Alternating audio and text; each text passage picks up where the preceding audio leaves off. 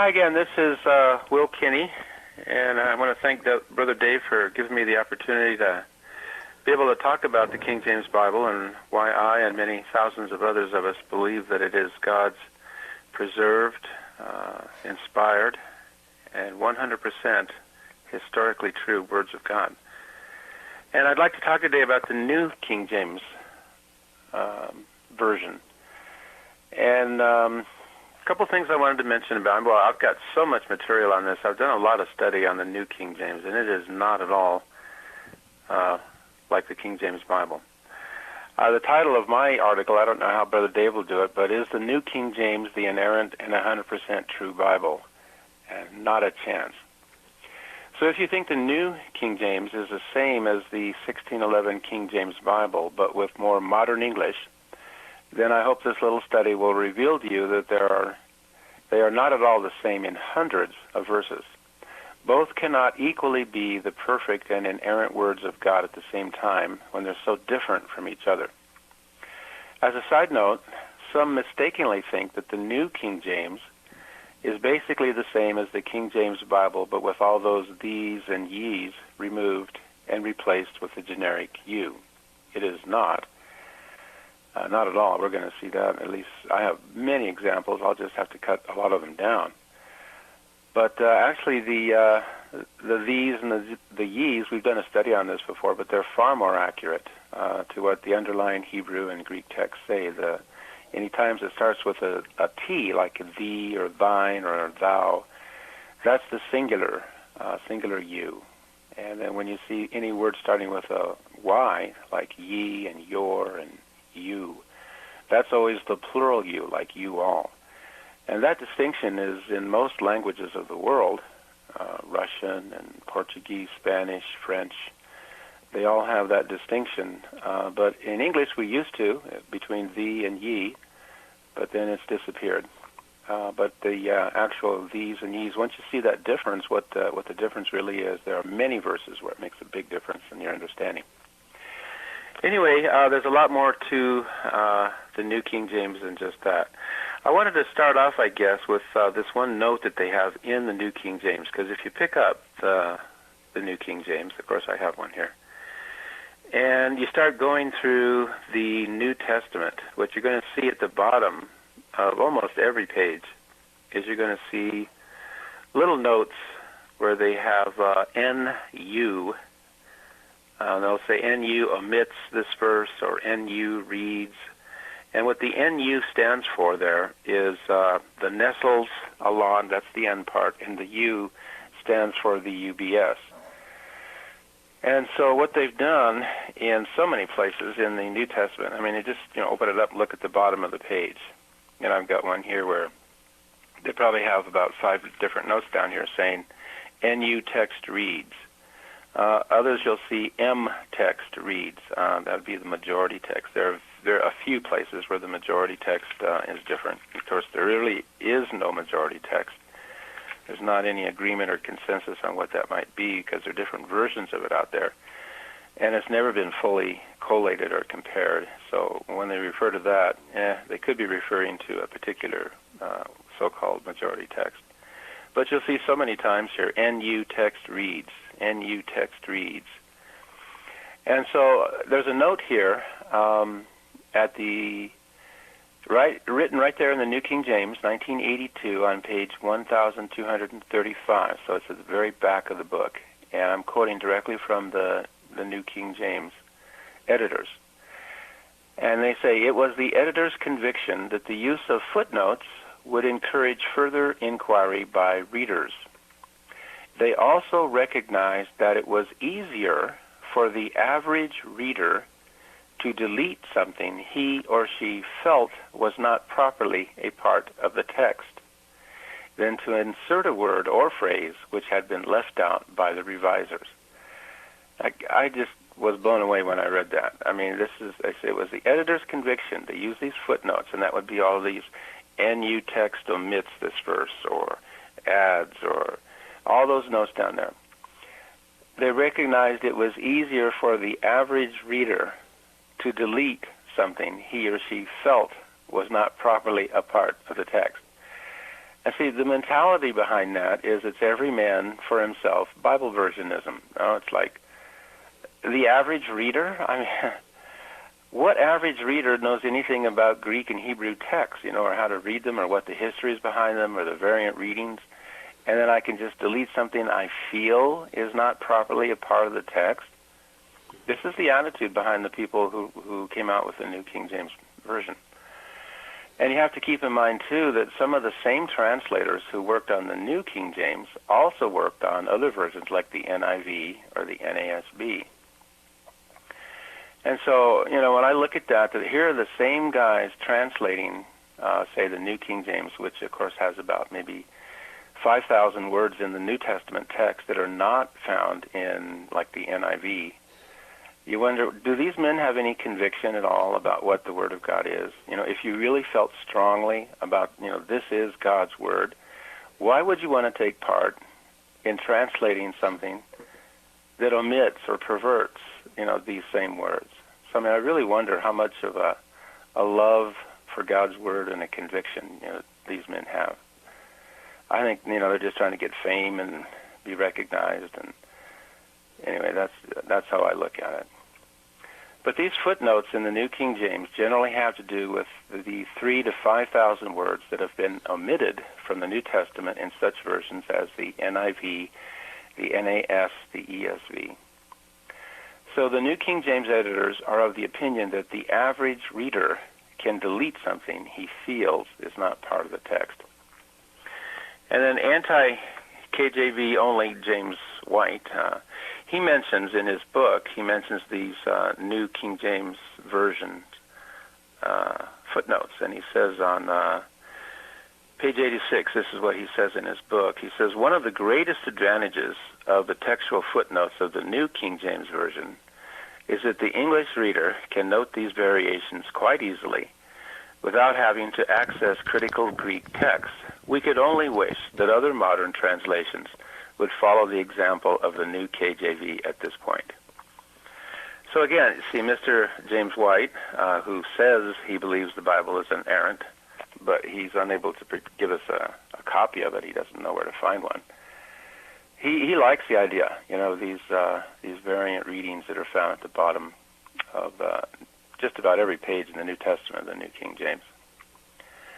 So in contrast to the divergent, ever-changing, let's include verses even we don't think they're authentic, every man for himself mindset of all modern versionists, the King James Bible believer actually believes God has providentially kept his promises to preserve the inerrant, complete, and 100% true words in the book of the Lord. So I just wanted to mention that at the outset about the New King James. There are so many things that they've changed. They basically follow the same underlying Greek text. They do depart from it. I found probably in about 20 places, but they're minor. But it's the way they've translated so many different words that they come up with completely different meanings. And I have one example. You say, well, are any doctrines affected? Well, I think definitely so. Let me give one example here. This is in Romans 19:8. So if you want to look at that just a second here, it's a great verse. But here we are. Let me click over to it. But Revelation 19:8, there's a big difference in how they read, and they're supposedly following the same text, but it's the way they translate them, and you come up with a completely different meaning in the way they've done it in the New King James Version, and it does very definitely affect doctrine. But as you read in the King James Bible, it's talking about the Lamb's wife, and the marriage supper of the Lamb has come, 19:7. His wife had made herself ready, and to her was granted that she should be arrayed in fine linen, clean and white, for the fine linen is the righteousness of saints. Now, it was granted to the wife, which would be the church, that she should be arrayed. These are all passive. It was granted that she should be arrayed. So this was passive. We didn't do it. God did it to us. God did it for us. And we're arrayed in fine linen, clean and white. The fine linen is the righteousness of saints.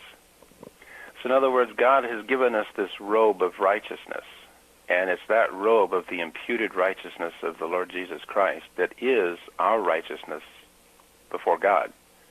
Make sense? Absolutely. Amen. Praise the Lord for it. Yeah, amen. There's no other way. And you got so many pictures of that throughout the Bible. You have when Adam and Eve, when they sinned, well, God came along and God made coats of skin and clothed them. Isaiah 61:10 expresses this truth. He says, I will greatly rejoice in the Lord. My soul shall be joyful in my God, for he hath clothed me with the garments of salvation. He hath covered me with the robe of righteousness, as a bride adorneth herself with her jewels. So, I mean, you see it so many times. And again, there was the parable in Matthew 22 where there was a feast and the king called him, and there was a man that came in and didn't have on a wedding garment. And he said, Friend, how camest thou in hither not having a wedding garment? And he was speechless. Then the man was bound hand and foot and cast into outer darkness. So you and I, we have absolutely no righteousness of our own. Isaiah 64 tells us that all our righteousnesses are as filthy rags. And then 2 Corinthians 5:21, beautiful verse, for he hath made him to be sin for us, who knew no sin, that we might be made the righteousness of God in him. And again, Paul in Philippians 3, he says that his desire was to be found in him, not having mine own righteousness, which is of the law, but that which is through the faith of Christ, the righteousness which is of God by faith. So again, when we go back to Revelation 19 there, we see this wedding feast, and it says, for the fine linen is the righteousness of saints. In other words, it's the fine linen. That's the righteousness of saints. And there are so many versions that read like this. I mean, that read the same way as the King James. There was Tyndale's was like that, Coverdale, the Great Bible, Matthew's Bible, Bishop Bible, Geneva Bible read that way. Green's Literal, John Wesley's translation. The Spanish Reina Valera of 1909, it says, El lino fino son las justificaciones de los santos. The French Martin of 1744. I have a whole list of them here. I won't go through all of them, but a lot of them. Lampe's translation of the Syriac. Anyway, a lot of them say exactly that same thing. But once you get into the New King James, you're going to see a big change. And it says, it reads a lot like the Catholic Bible versions today.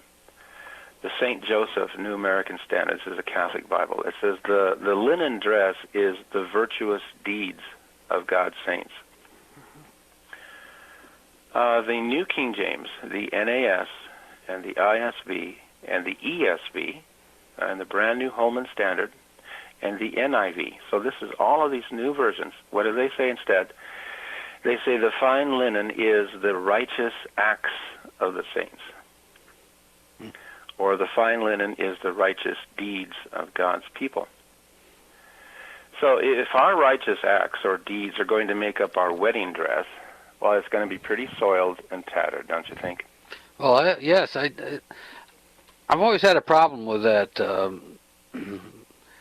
I mean, you can't even call them Bibles, the translations. I hope I'm not going to be incoherent here.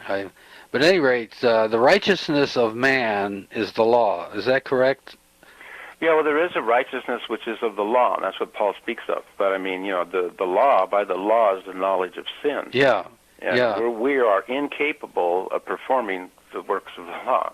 Well, we're sinners by nature. Yeah, right. Well, now, these people that change the translations, they're adhering to the righteousness of man by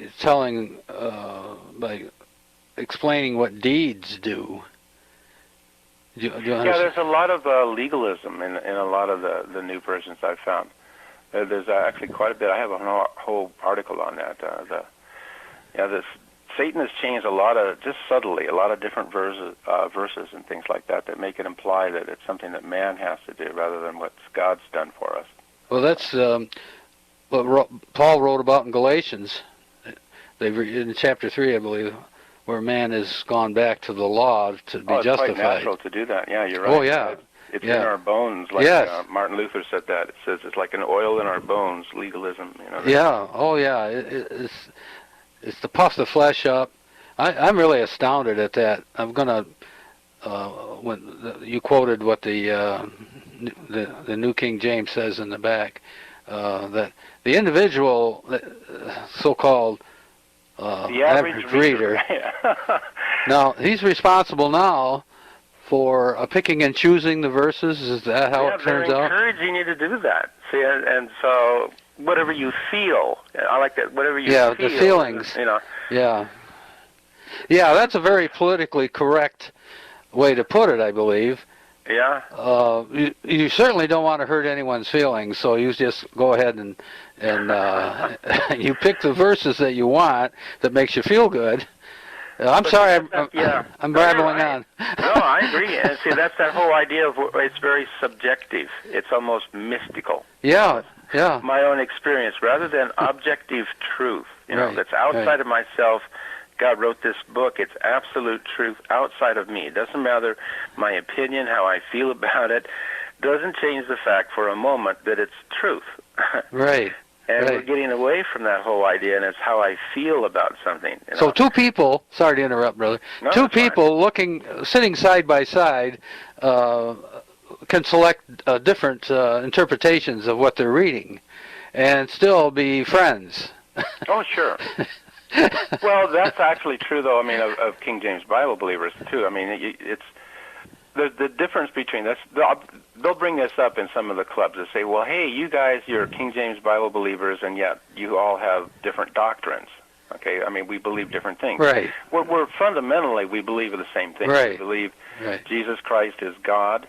We believe He's the only way of salvation. We believe that He died for our sins, that He rose from the dead, that He's coming back physically, that there really is a hell. Right. We believe those things, so we're united on all of those things. But the difference between the King James Bible believer and the Bible Babble buffet promoter out there, just anything, is that they have the same doctrinal differences among themselves as well, right? Right. That we do. But as King James Bible believers, we all believe what the book says. Now, we may differ on what it means in certain areas, but we all agree on what it says. But when two people, I just want to keep it really simple for myself, when two people are reading the same verse, or that they do have a selection of a particular verse, is that, that how they want it to read, can they do that from the King James, New King James? Oh, that it reads a different way? Yeah, the footnotes. It has a different meaning. The footnotes say that something about the verse. They'll say, well, the new NU, the Nestles Alon UBS omit this verse, or they'll say something different. But most of the time, they omit this verse. Right. So that's kind of what I was saying. I realize that we all have minor differences, but when you omit a verse, that seems to be quite a critical situation to me. And somebody else could look at it and say, no, I decided that verse should be in there. It's such a rat's nest that Christians are impotent on this deal, which is what Satan would want. But I'm sorry, I rambled on, brother. Causing doubt about the Word of God, absolutely. Yeah, causing doubt. It's very effective. Yeah, it is. Yeah, but whereas the multi-versionists out there, they not only disagree about maybe what doctrines they have, but they disagree totally about what it says. Right. Because they have different versions, and this is in it, and that's not in it, or and the NIV or the ESV or the NAS, they don't always follow the same text. They reject many times the Hebrew readings, and not always in the same places, and they don't even follow the same New Testament text all the way through. They'll differ from each other, and so, they don't even have Bibles that say the same thing. Whereas the King James Bible believer, we have at least what says the same thing. We may not understand it in the same way, but it says, we know what it says, Right. And we have objective truth. Anyway, so this thing about, they've changed that, and that's how the modern Catholic Bibles, of course, read, and so bought right into the Catholic doctrine. You know, it's the righteousness is, the fine linen is the righteous acts of the saints. You know, and I point out to, well, the example of the two thieves on the cross. You know, well, let's see, is the guy who believed at the very last moment, you know, before he was about to die, is he going to have a different robe? You know, it's going to be, what will he have? Is he going to be just basically naked? Because he didn't have time to do much, right?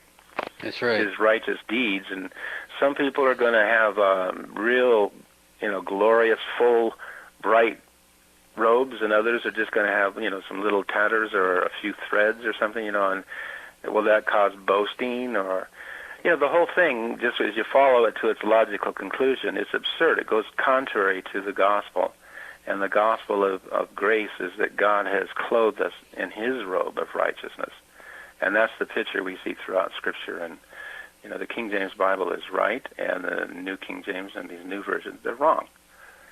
You know, we have a standard, and that's an absolute standard, and there are two different doctrines being taught. There are so many words that are changed in the New King James. So I just want to give maybe a few examples of those. I have a lot of articles on the New King James. I guess I could start off on one up here that is in Genesis, where they completely missed the meaning. It's found in Genesis 20:16, and if you look at it, the New King James just doesn't make any sense. But I guess it's maybe a passage that some people have a difficult time with, perhaps understanding. But if you think about it, it's just beautiful, and it makes perfect sense in the King James Bible. And this is what the Hebrew text says.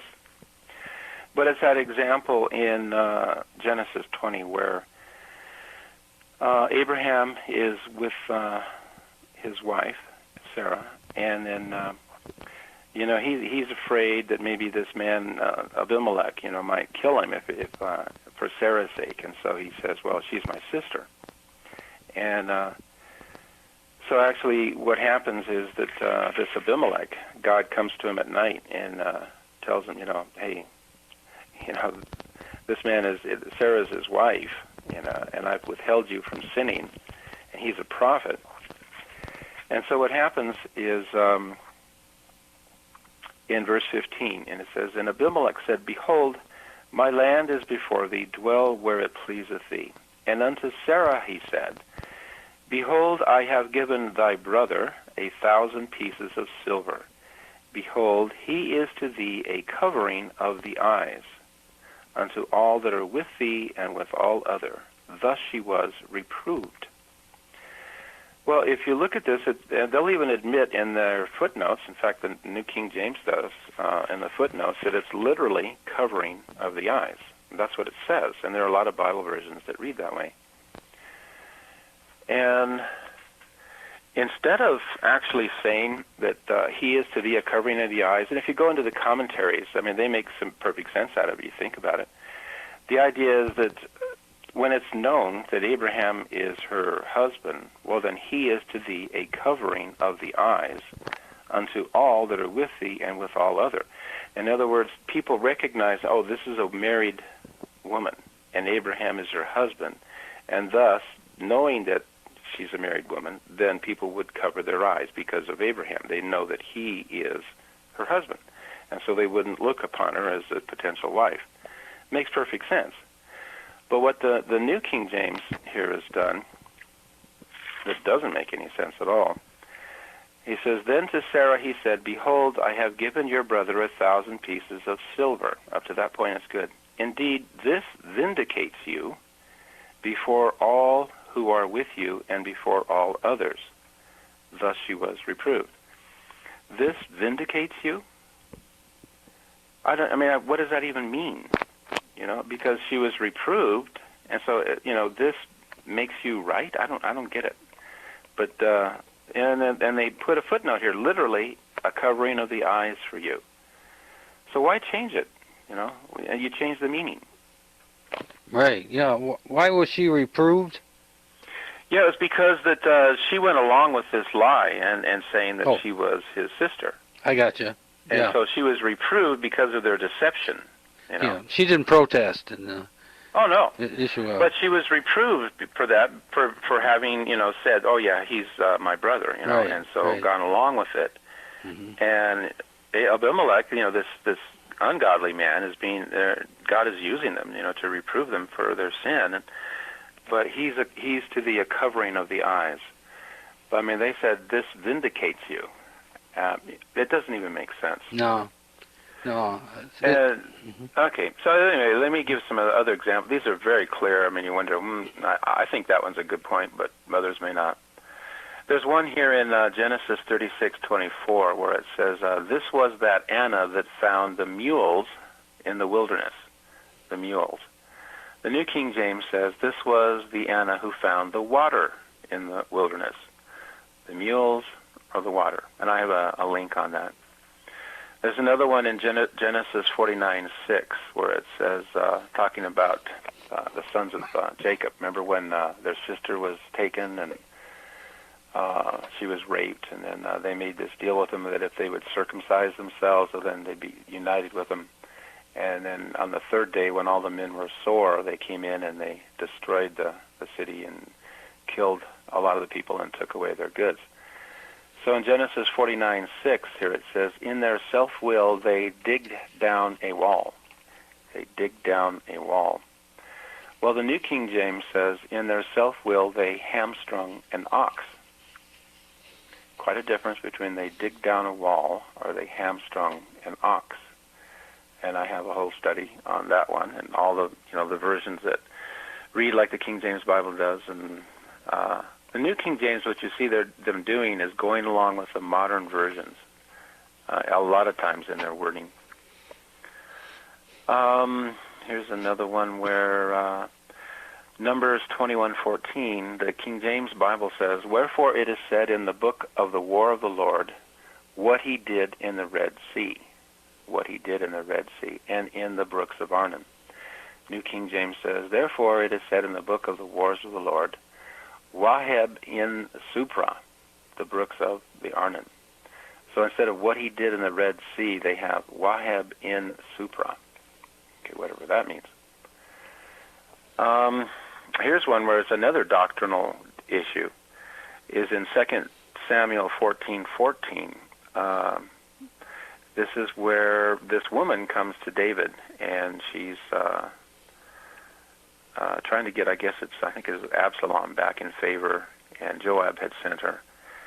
And anyway, this woman is talking to King David, and she says, "For we must needs die, and are as water spilt on the ground, which cannot be gathered up again. Neither doth God respect any person. Yet he doth devise means that his banished be not expelled from him." So she's talking here about death. We must all needs die. And she says, neither doth God respect any person. In other words, meaning that all of us are going to die. It doesn't matter whether we're rich or poor, Jew, Gentile, male, female. God does not respect any person. We must all needs die. The New King James here says, "Yet God does not take away life." Now, yet God does not take away life, as opposed to, neither doth God respect any person. Well, that's a clear contradiction, because God clearly does take away life. I mean, he says, "I kill and I make alive." God struck the child and it died. There's so many instances in Scripture where God obviously does take away life, and yet the New King James here says God does not take away life, rather than God does not respect any person. And I have a whole article on that one. Here's one that's really kind of interesting, how they messed this one up totally. It's in 1 Kings 22:38, and I have it titled, "Washed his armor, or while the harlots bathed." So in 1 Kings 22:38, we read of the death of wicked King Ahab. "So the king died and was brought to Samaria, and they buried the king in Samaria. And one washed the chariot in the pool of Samaria, and the dogs licked up his blood." Here's where it changes. The King James says, "And they washed his armor, according to the word of the Lord which he spake." So the dogs licked up his blood, and they washed his armor. Now, this is a reading found in Wycliffe and Bishop's Geneva Bible, the Spanish Sagradas Escrituras, the Reina Valera. The Diodati, that's Italian. The French Osterwald, 1996. Lamsa's translation of the Syriac. Young's, a whole bunch of them here. And then there's the most recent Judaica Press Tanakh, which is, I think was done in 2004. But these Jewish scholars did a translation, and they came up with the same thing that's found in the King James Bible. They washed his armor, here they say, and they washed the weapons there. So the armor, weapons, basically the same thing. But here's what the New King James says. Instead of they washed his armor, it says, the dogs licked up his blood while the harlots bathed. Now, they washed his armor or while the harlots bathed. Completely different meaning. And then in our footnote, they tell us that the Syriac and the Targum read, they washed his armor. And see, this footnote that they put in the New King James, it implies that the Hebrew text could not possibly read as does the King James and many others, and that the King James Bible translators got this erroneous reading from some other source rather than the Hebrew. See, you see the subtlety of the attack on God's Word there? Right. See, they're saying, well, the Syriac and the Targum read like the King James has it. Okay. Mm-hmm. Now, they get even weirder. The new NASB and the NIV, they read like the New King James. See, you see the New King James adopting these readings found in the modern versions. But they get even weirder.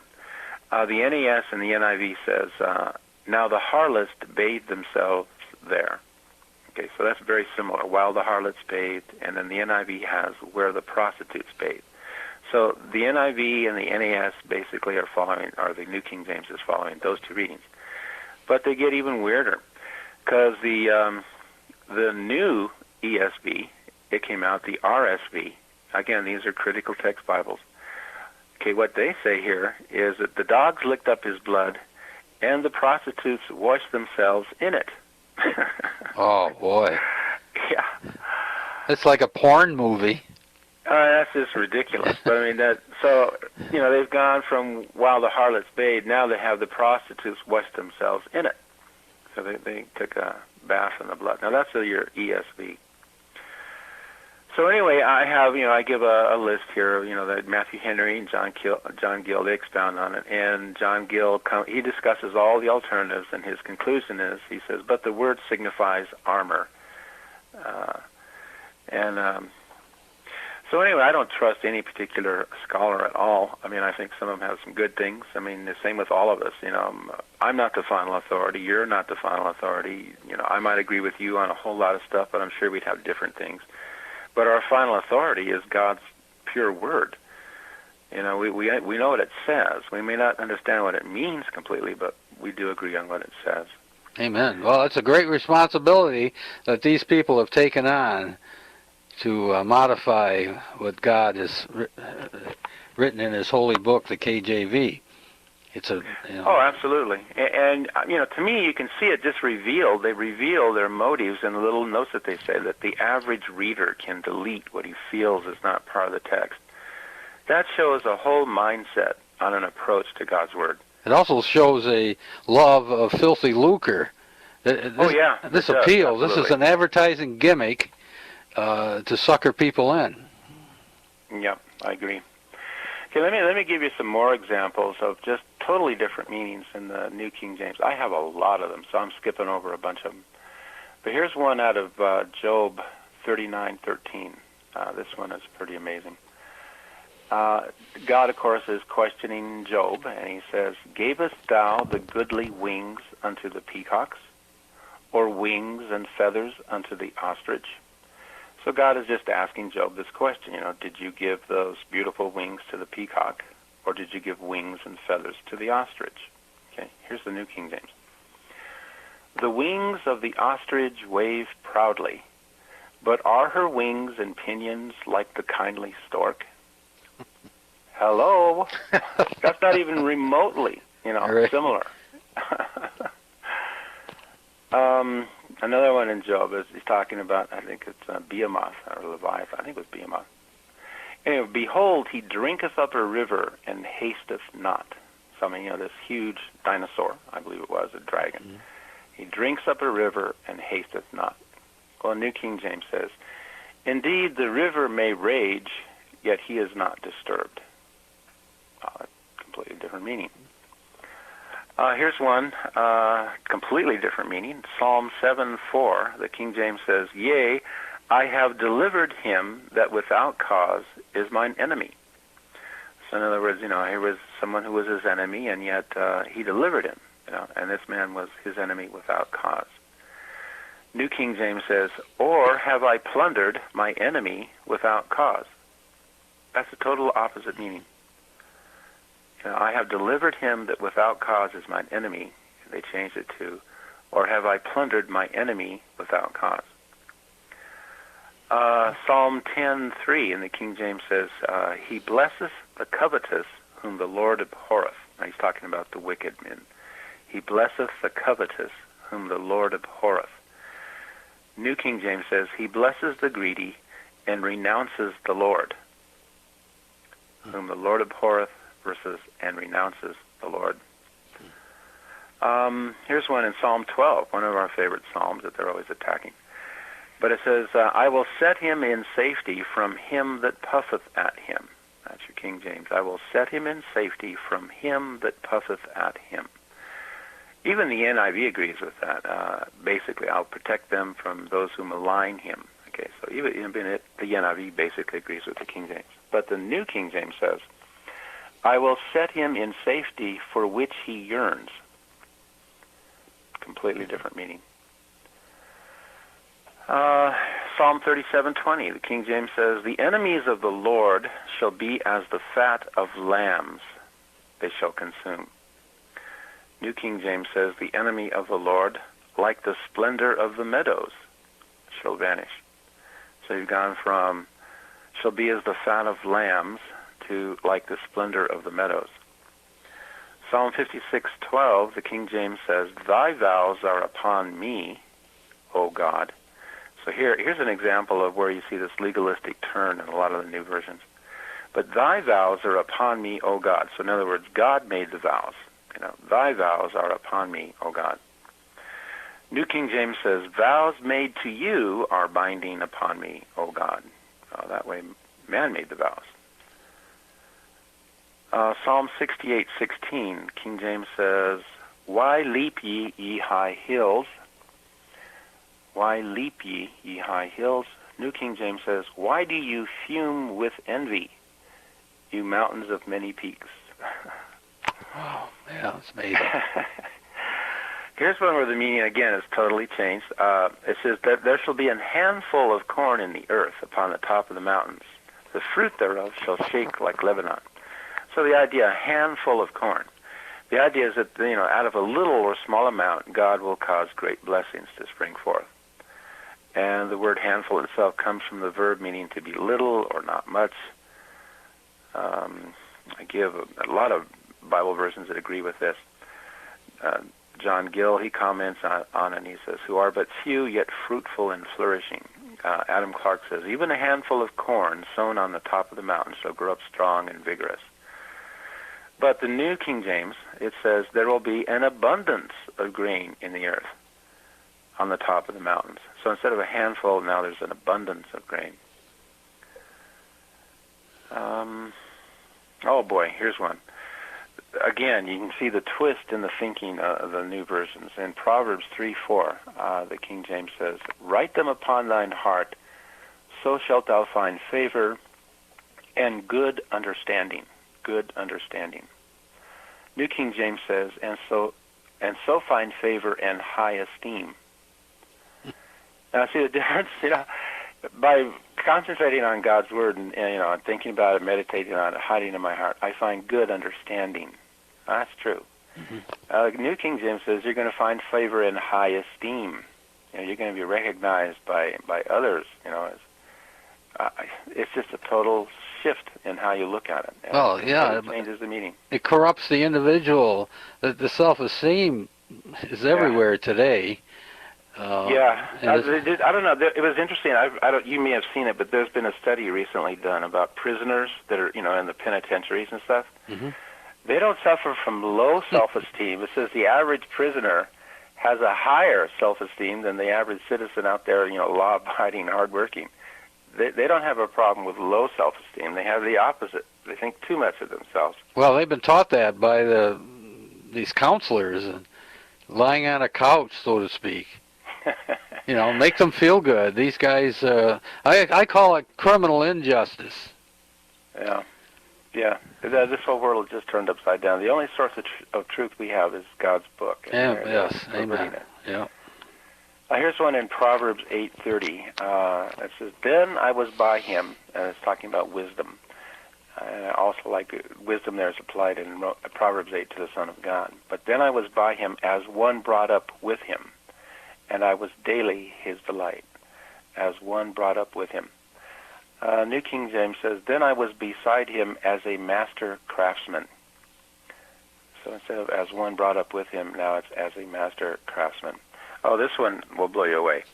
Proverbs 16:10, it says, "A divine sentence is in the lips of the king. His mouth transgresseth not in judgment." A divine sentence is in the lips of the king. New King James says, "Even though divination is on the lips of the king, his mouth must not transgress in judgment." Boy. Okay. Let's see. There's just so many of these. You know, I'm skipping over so many of these. Oh, here's one, too, that completely changes the meaning around. This is Proverbs 19:27. King James says, "Cease, my son, to hear the instruction that causeth to err from the words of knowledge." So, you know, in other words, if you hear, you know, instruction that's wrong, you know, get away from it. "Cease, my son, to hear the instruction that causes to err from the words of knowledge." Well, the New King James says the exact opposite. It says, "Cease listening to instruction, my son, and you will stray from the words of knowledge." So, in other words, listen to anything. Right. Yeah. And then you make your own decision. Yeah, what feels right. Yeah. There are so many of these here. Here's another one. You know, I'm skipping a lot of these, but here's one. In the coming of the Lord has completely disappeared in this verse. In Isaiah 66:5. I love this verse. Great verse. It says, "Hear the word of the Lord, ye that tremble at his word. Your brethren that hated you, that cast you out for my name's sake, said, Let the Lord be glorified. But he shall appear to your joy, and they shall be ashamed." Isn't that a great verse? Yes, absolutely.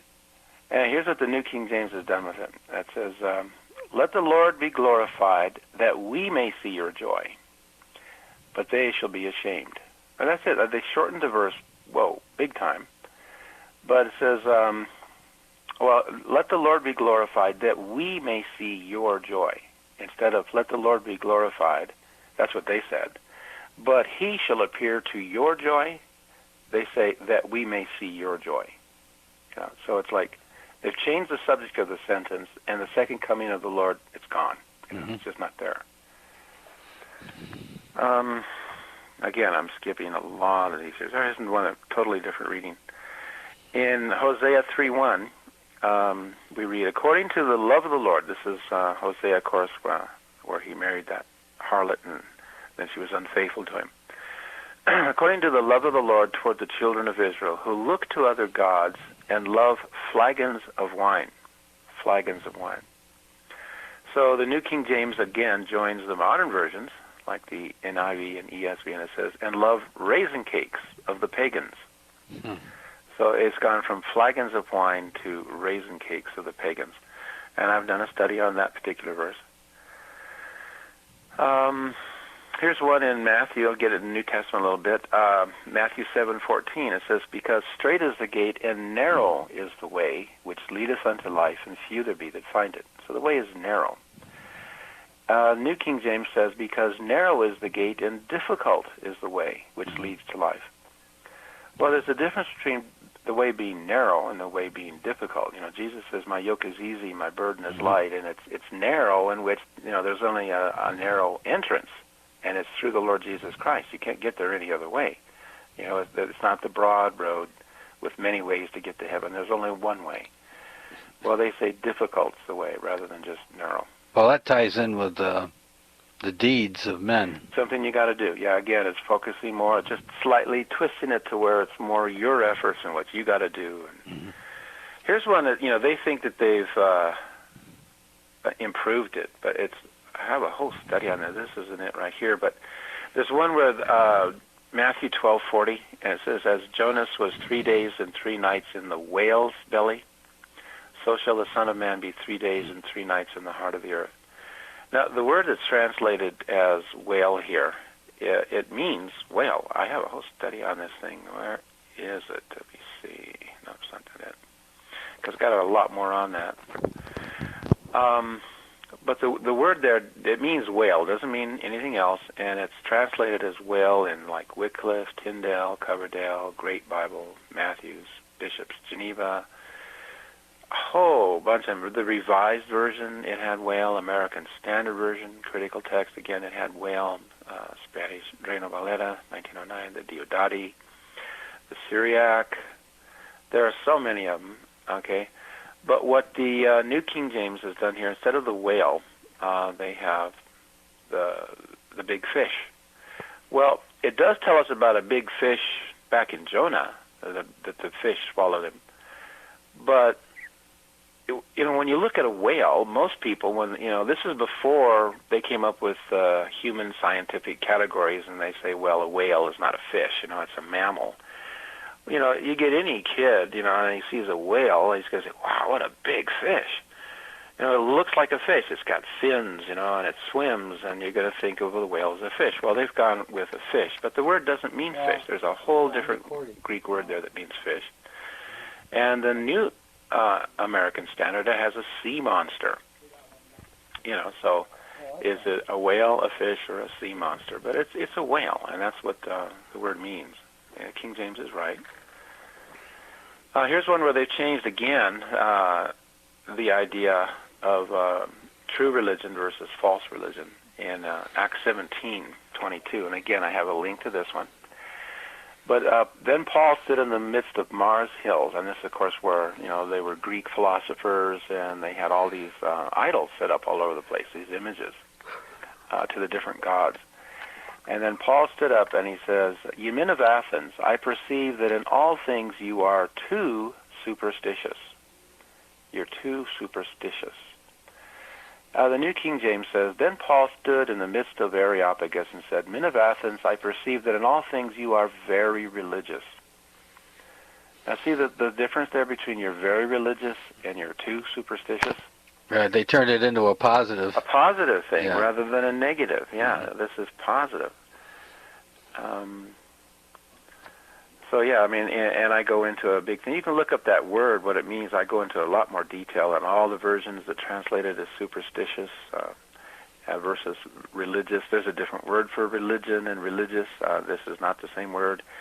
I got a Greek dictionary link where you can look it up on the internet and put this word in there. It means superstitious. That's what it means. It doesn't mean very religious. But see, that you have made a positive thing out of it instead of a negative. Like that idea, there's good in all religions, Mm-hmm. Okay. Don't know how much. Oh, here's one that they've changed again, the whole meaning. It's a pretty serious one here in Hebrews 3. And they didn't follow the same text. There's a Textus Receptus, and this is one of the examples of about 20 that I found where the New King James does depart from the Textus Receptus, and it follows the critical text here. It's found in Hebrews 3:16. And the King James is talking about, the journey in the wilderness and going into the promised land, and the need to believe God to enter into rest.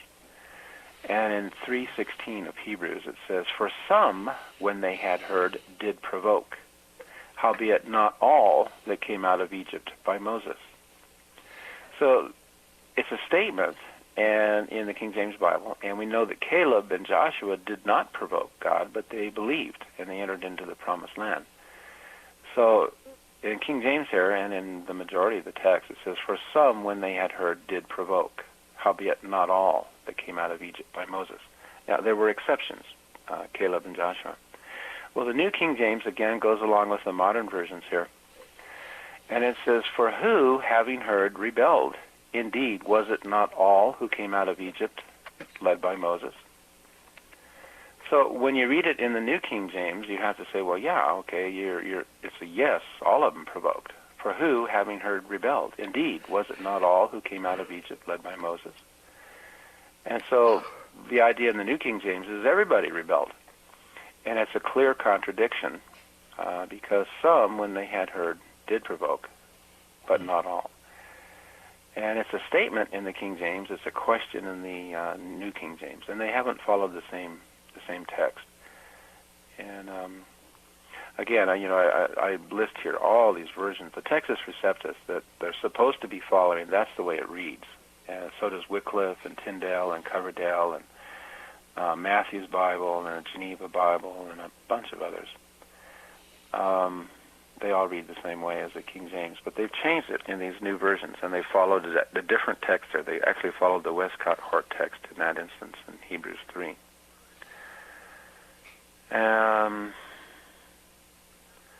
Other example, there are places where they've rejected the King James. Let me get into, I have a whole bunch of links here at the bottom of this, and I'll send those to you here when we do that. I have one that's called Don't Go on Safari with a New King James translator. That's what I called it, Don't Go on Safari. Mm-hmm. There's one. I'll just give a few of these because I don't want to. I just want to give some examples and get people to hopefully get interested in actually comparing the New King James and the King James Bible and actually reading it and thinking about it. Does this say the same thing? Foxes or jackals in Psalm 63. It says the King James says, "They shall fall by the sword. They shall be a portion for foxes." Well, the word is 7776. It's found 7 times in the Hebrew text. All 7 it's translated as foxes in the King James and even the New American Standard. It's the word used when Samson caught 300 foxes. It's that same word. Mm-hmm. However, the New King James here, it says jackals instead of foxes, and yet it'll translate. No, the other 6 times it's translated as foxes. Here it's jackals. The NIV mixes it up. The NIV has foxes 4 times and jackals 3 times. Here's one that was pretty interesting. A bittern or a porcupine. In Isaiah 14:23, it says, "I will also make it a possession for the bittern and pools of water." So a bittern is a type of a bird. It's similar to a nocturnal heron. It's not an archaic word. The Hebrew word is found only 3 times, and all 3 are translated as bittern in the King James Bible. It's also in the Jewish translations and a bunch of others. However, instead of saying, "I will make it a possession for the bittern," the New King James here says, "I will make it a possession for the porcupine." Yeah. Sorry. But I said, I'm pretty sure there's a difference between a bird and a porcupine. Well, could be there's some evolution involved there. Well, the New King James is definitely evolving, but in the wrong direction. Anyway, it translates the same Hebrew word as a bittern in Zephaniah 2:14. So, give me a couple others. Okay, there's the whale or the fish. Yeah, that one. Caterpillar or grasshopper. Oh, I'm going to get to this one. It's a good one here. In 1 Kings 10:22, and again in 2 Chronicles 9:21, both of us are telling about Solomon sending a navy of ships to bring in gold, silver, ivory, apes, and peacocks. Pay attention to that word, peacocks.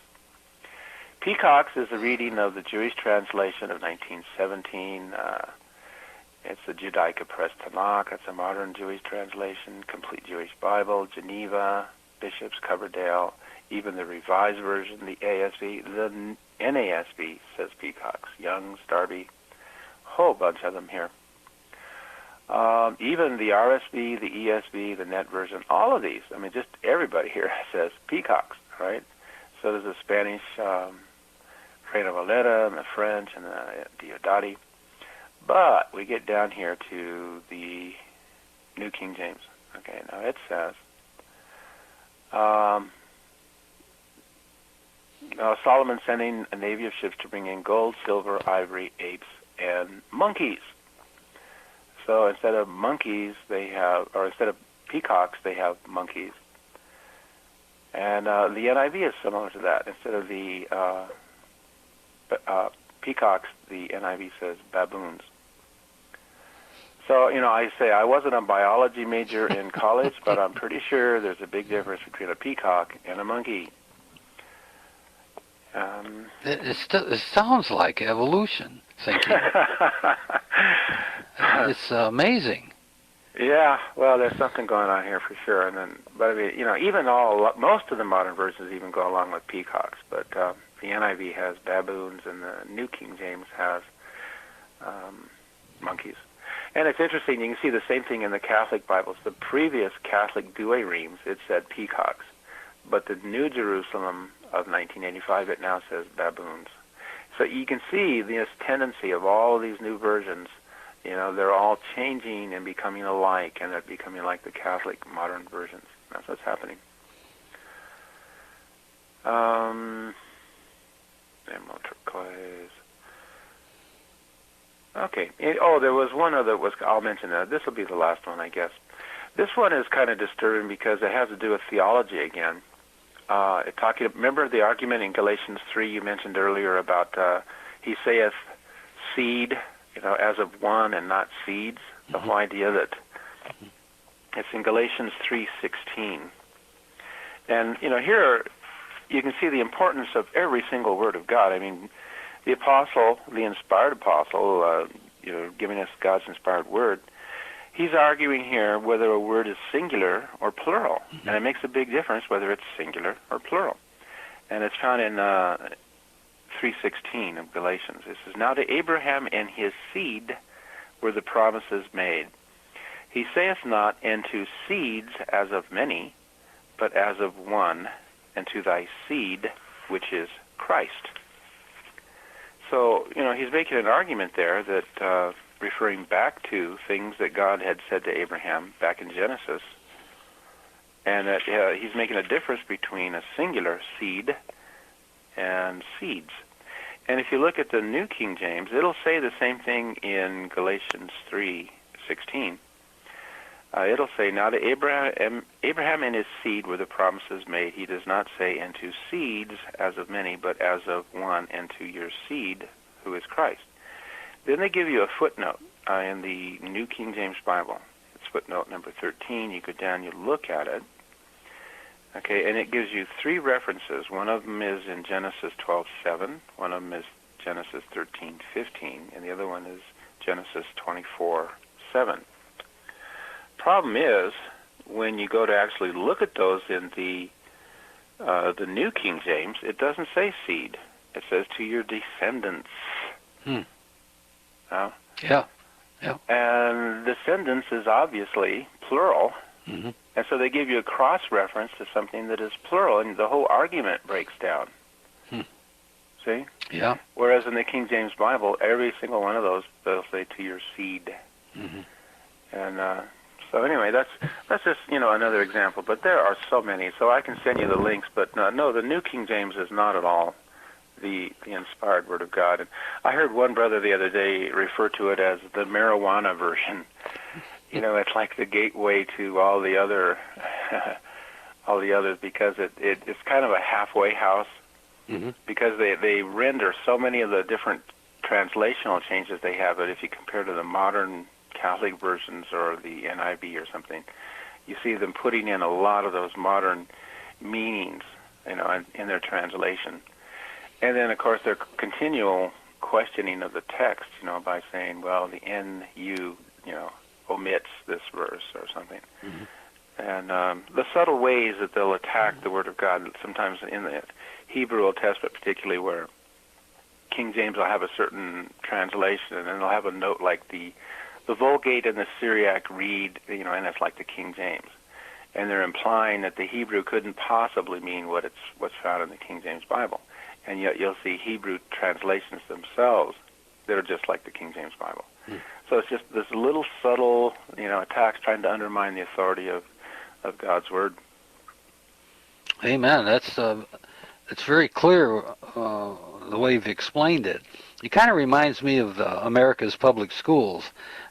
They've been dumbing down the students, and now these so-called scholars have applied the same to dumb down Christians.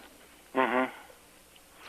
Yeah. Oh, yeah. Well, I mean, you hear this all the time. I hear such contradictory arguments. I heard the other day this guy who was a Catholic, by the way, and of course, he's promoting his new versions and stuff, the Catholic versions, but he criticized the King James. He says, well, what we need to do is we need to go to the original languages. He says King James has two problems. We need to go to the original languages, and the King James is archaic. It's too hard to understand. I think about it. I wrote back to him, but first of all, this man does not have a copy of the original languages that he could show to anybody, that says this is the inerrant word of God. So he's blowing smoke in the air, that's all he's got. He's got no substance there, the original languages. And even if he had the original languages, Hebrew and Greek, those themselves are now archaic languages, Nobody speaks the Hebrew that's found in the Hebrew text or the Greek in the Greek text today. They can understand it, but they don't speak that way.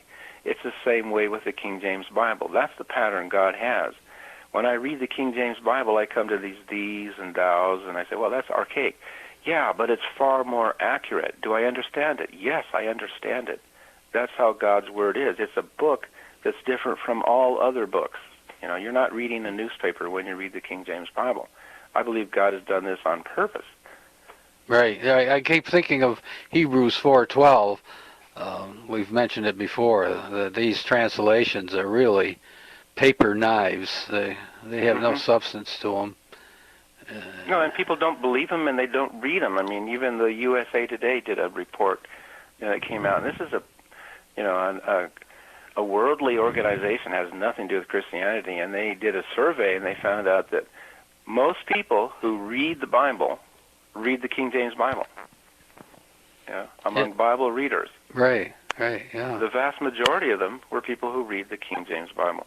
They don't read these modern versions. They don't study them. No,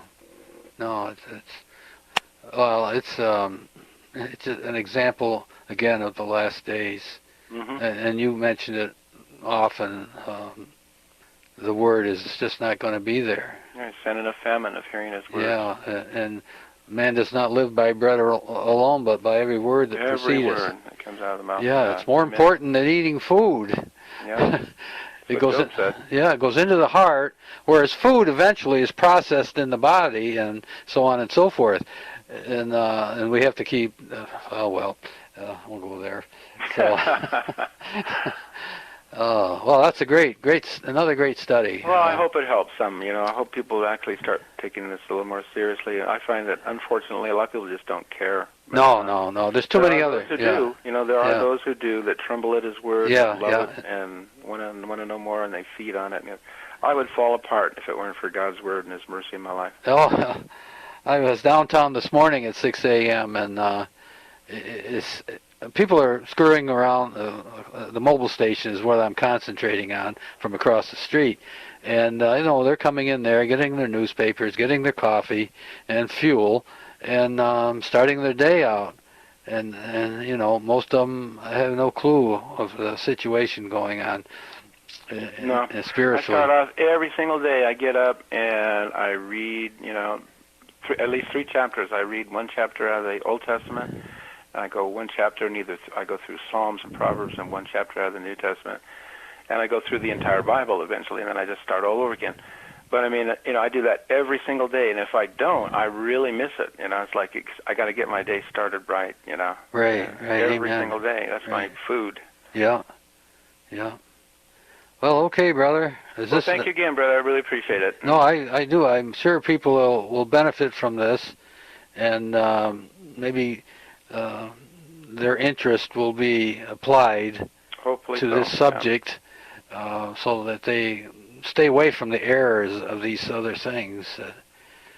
God's pure words, Amen. Truth. Be firmly, grounded in it and convinced that we have it.